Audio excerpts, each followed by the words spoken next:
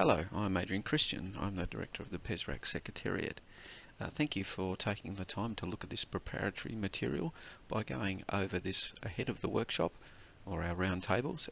It'll enable us to spend the 3 hours focused on the meat and potatoes rather than going through the preparatory introductory material. So thank you for taking the time to prepare, and thank you very much for agreeing to be part of phase 2 of the Council's work.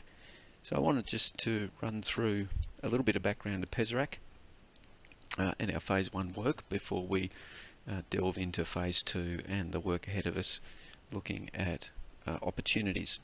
So PESRAC, for those that are not familiar, is a 9-member panel appointed by the Premier.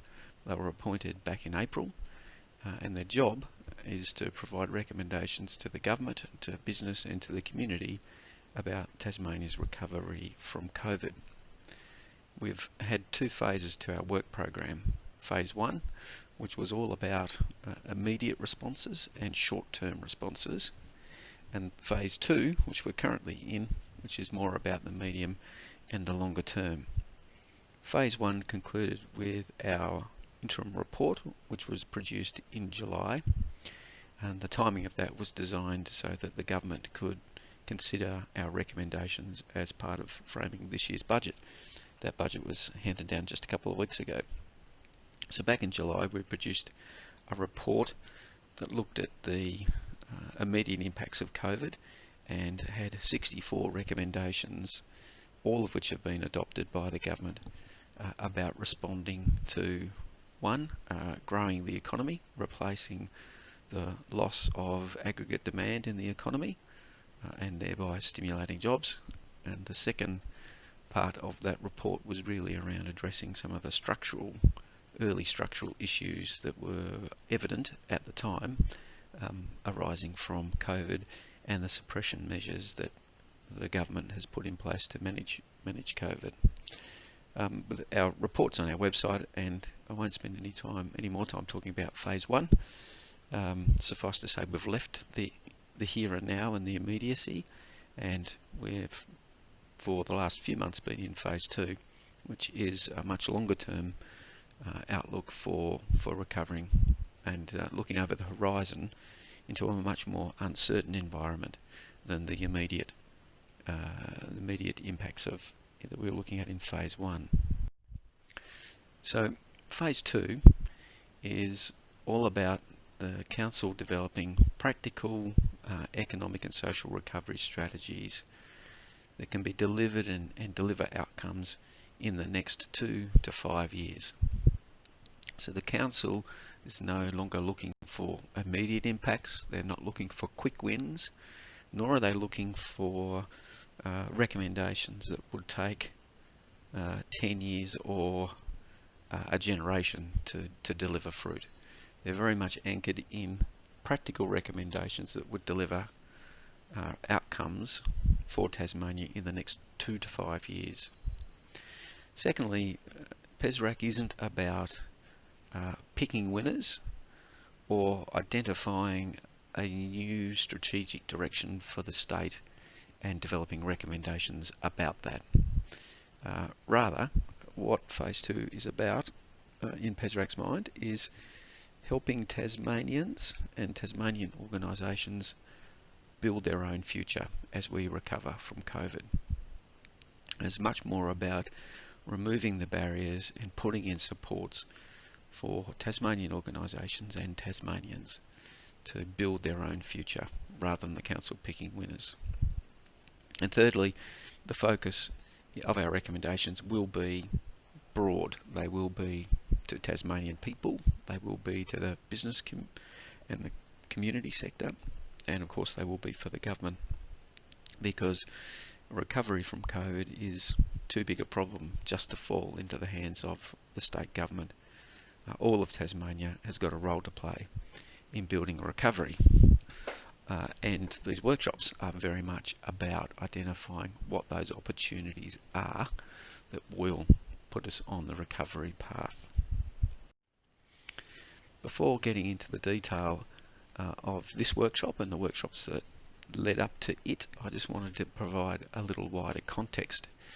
So this phase 2 consultation has got 3 elements to it. First one is a public call for submissions. So we've been open for submissions from individuals and organisations and businesses for the last 2 months, where the council's asked people to come forward with their specific suggestions around recovery measures for the long term, the long and medium term. And by the end of this week, that window for submissions will be closed. The second wide-ranging part of our consultation plan has been a wellbeing survey, which just recently closed. We've had around 3,000 responses to the survey, which we're very pleased with. And what that survey was doing was asking individual Tasmanians about how they're travelling in a wellbeing context and what measures of well-being are particularly important to them in building recovery.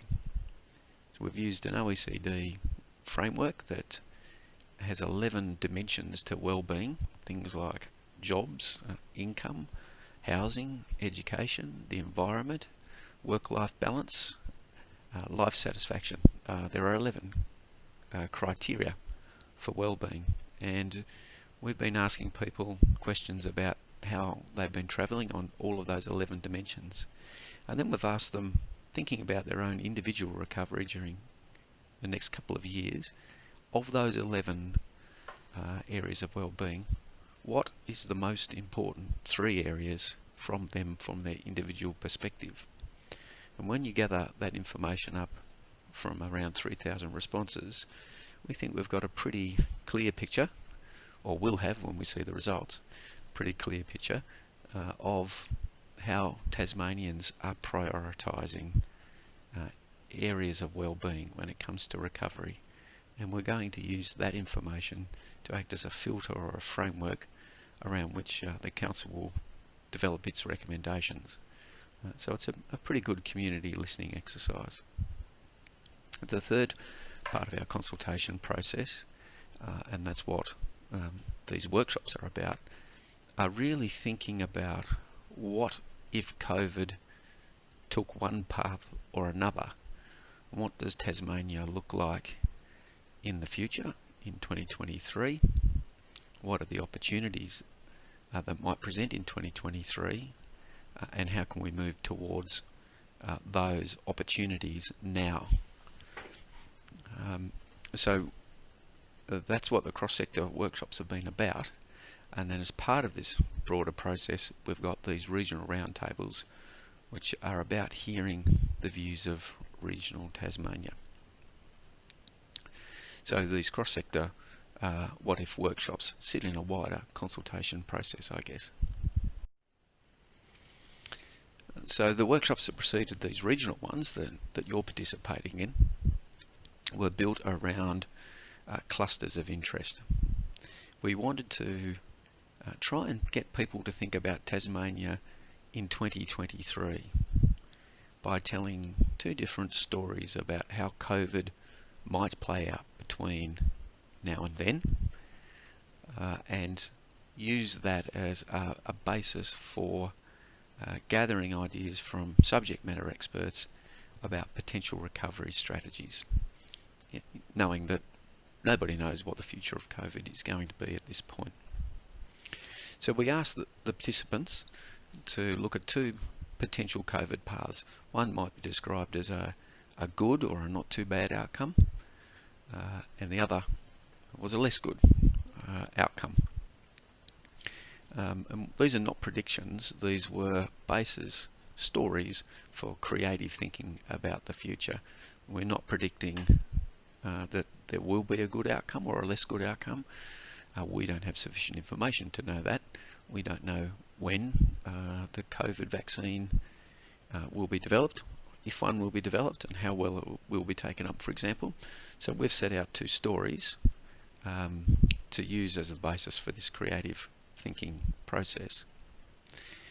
So for each of those 2 scenarios, when we gathered our clusters of interest, the people in the room were asked to consider Tasmania in 2023. And the process that we used was developed by the University of Tasmania. It's a process called stretch thinking, and involved them identifying three things. The first thing was the consequences for their sector, for their cluster of interest from the scenario. So under the good outcome, what does their sector, what would their sector look like in 2023? And conversely, if COVID took a more difficult path for us, what would the consequences for the sector be of that scenario? The second thing we asked them to do was think about the constraints that might exist in 2023 under a COVID good outcome and a COVID less good outcome. And then the third part of the work was to consider what the opportunities might be by addressing those constraints or thinking about those consequences. So what were the opportunities that could present for their sector under each of the two scenarios in 2023? And that produced a great deal of butcher's paper, and all of the butcher's paper and the outcomes of the workshops have been written up, and very shortly they will be on our website for the world to see. The last part of the workshop was to get participants to nominate from the large number of opportunities that were identified under both of those scenarios, which ones of those opportunities did they consider to be key for their sector. So we got a sense of the room by asking them to vote. In fact, we did it in two ways. As we were doing the workshops, we had the participants split into two groups, and they developed their own set of consequences, constraints and opportunities. And we had each table present their opportunities that they thought were best from their table to the other table. And then at the end, we got the participants to do some voting across all of the opportunities that were identified by the whole room to vote for the ones that they thought that were key. And out of that process, we gathered the raw material for the process that you're going to participate in with us. So that is the refinement of those opportunities that each workshop thought were key. We want to refine our thinking about those as we come to develop our recommendations. So when we were thinking about the future and using the clusters, when we're thinking about outcomes, the consequences, and when we're thinking about constraints, and when we're thinking about opportunities, we asked the clusters to look at 5 themes.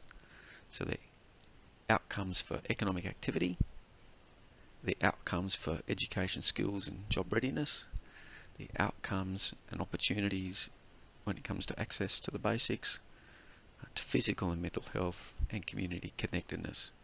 And they were the 5 topics or themes that we asked them to think about when they were thinking about those outcomes of those scenarios.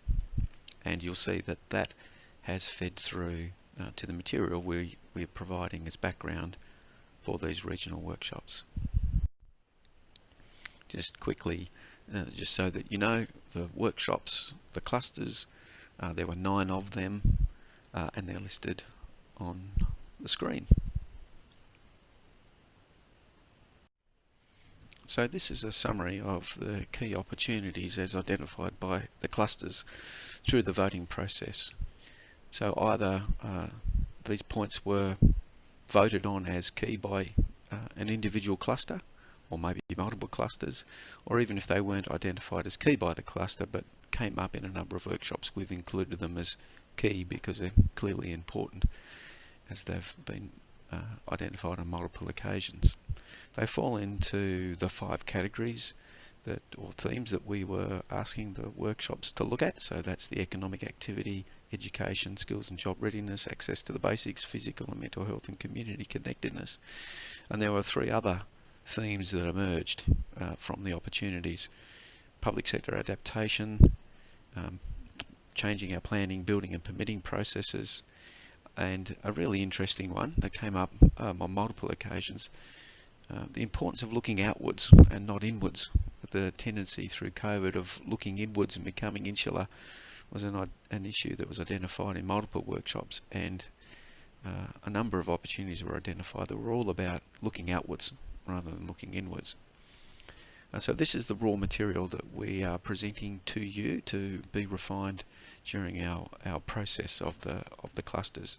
The document that we will send you extracts from the opportunities some colour and movement from the workshops about what these things mean. So what does building on Tasmania's competitive advantage look like in the eyes of the clusters? What features does that have? What does building Tasmania's brand look like? What does producing job-ready Tasmanians look like? So each of these bullet points you see on the screen here are the headings that are in the supporting document, and under those headings in the document are a bit of colour and movement about what they actually mean. So if you could bring that supporting document with you on the day to our regional roundtable, that would be really important, so that you know what each of those bullet points actually represent. So using those key opportunities as identified on the earlier slide, we want to do three things in our roundtables with you. We want to produce a narrower list of opportunities based on our interaction with regional Tasmania about the things that regional Tasmania see as key. So some of those opportunities identified from the clusters might be relatively less important for regional Tasmania, and some might be quite important from regional Tasmania, and that's what we're trying to understand through conducting these roundtables. Secondly, we want to be aware of any implementation issues that are relevant for regional Tasmania in the areas of opportunity that regional Tasmania identify as important, noting that regional Tasmania is quite different from urban and city Tasmania. So we want to make sure that if there are issues that regional Tasmania think are important in considering those opportunities, that we pick those up. Then lastly, we want to identify the role that regional Tasmania could play in implementing the opportunities they think are key coming out of the 9 clusters. What is the role of local councils at a regional level? What's the role of regional business and the regional community in delivering those key opportunities that are seen as important by regional Tasmania? So the process with you in these regional roundtables is really a filtering process. Starting at the left-hand side, we had 9 workshops. They produced a wealth of opportunities, which we got through the voting at the clusters to a smaller set of opportunities that are seen as key by each of the clusters. We want to take those key opportunities coming out of the clusters and refine a subset that are seen as to be really important from a regional perspective to inform the Council's recommendations. Of course, the Council will be thinking about all of the key opportunities identified in the clusters as part of its thinking. So there'll be some things there that they will consider directly, but they do really want to understand the perspective of regional Tasmania in those opportunities that have been identified. So, how are the roundtable sessions going to be conducted? What's it going to look like over the 3 hours that we spend together? We'll spend a very little time doing introductions and overview because you've been patient enough to sit through this slideshow from me, so we can just quickly recap the rules to ensure we've got a productive session. Most of the time is going to be spent looking at those coloured boxes that were on the previous slide in small groups. We'll split you into groups of 3 or 4, and we'll set up stations around each of those boxes, and we'd like you to have a small group discussion about what those opportunities look like at a regional level. So what does building Tasmania's brand look like at the regional level? So each of those bullet points that were on that previous slide that are headings in the document that you will be sent, what does it look like in regional Tasmania? Importantly, we want you to identify which opportunities are most important. You'll all be given some dots to stick on the sheets to identify what you think are the most important opportunities at the regional level. And then for the ones that you've identified as important for regional Tasmania, we'd like to draw out from you any implementation issues that you can think of that we would need to be mindful of in shaping up recommendations in those priority areas. We'll then have a report back for the whole room based on the stations. Then and a small break after that, and then we'll move into a slightly different topic and do it in a slightly different way. We'll break the room into two groups, and for those opportunities that were seen in the previous section to be important and key, we want to understand what regional Tasmania's contribution to implementing those regionally important opportunities might be. That will help PESRAC, the Secretariat and the Council itself consider the framing up of the recommendations. So what is the role? What is the role of regional Tasmania in implementing the arrangements? We'll give you an opportunity to deliver any other messages for PESRAC that you might have that might be front of mind, things that might not be covered in the outputs of the clusters. And then lastly, probably the last activity we'll do is come back to each of those boxes as a whole group, having considered the individual voting, having considered the implementation issues, and having considered regional Tasmania's role, to give you the opportunity to have another round of voting on each of those broad themes. What is the most important thing to regional Tasmania out of those very broad themes, out of economic recovery, out of skills, out of physical and mental health, out of planning, out of building the resilience of government and its ability to respond. And that will be really quite important, having considered all of the earlier issues, as you leave chance to vote on the broad themes as the most important. Just lastly, in wrapping up, some rules for engagement for the day. We'll recover these as we get underway in the roundtables, but fundamentally the key things here is Chatham House rules. We won't quote anybody, and we ask you not to quote anybody on any contribution made during the day. You can see how we've written up the outcomes of the clusters. We have the same rule for them. Your voice won't be identified in any of our outputs, and we would hope that the people in the room respect the same. Secondly, you're here in your own personal capacity. You're not here representing any individual organisation or the organisations that you belong to. And you don't need to feel compelled to prosecute a policy agenda of an organisation that you belong to. We've got you here as indicative regional Tasmanians, really, and we want you to come to this exercise in your own personal capacity, not representing the organisation to which you belong. And then the other rules of engagement are really about keeping to our process and to our timelines and giving everybody the opportunity to make a contribution.